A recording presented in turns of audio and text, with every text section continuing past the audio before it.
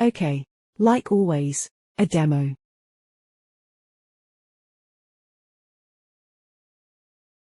Yeah.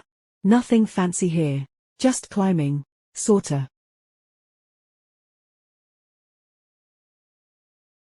Alright, first we will need the climb animation. Like I said before, nothing fancy, just something like this.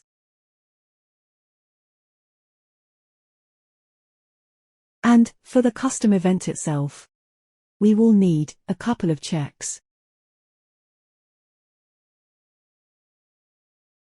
This here to check if the character is moving forward.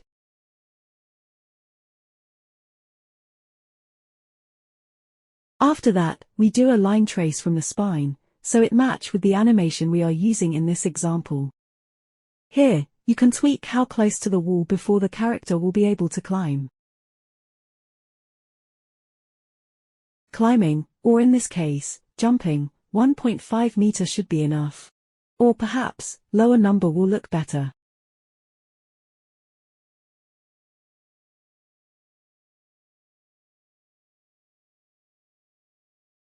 This here is just a trace, to find where the character should stand.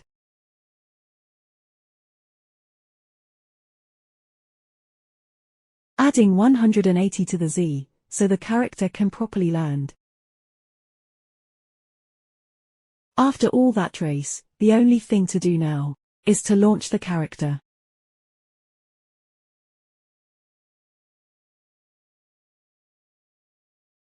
Totally need to set that ball, so the animation does not get interrupted, if just in case you spam it. For the current animation, we will need a delay, so the velocity of the launch is matching with the animation. If you are wondering about this 1.25 here, check the character gravity scale. And lastly, the custom event need to be called from somewhere. In this case, we just use the default jump button. It's a crude implementation, I know. Heck, I guess that's it. See you next time.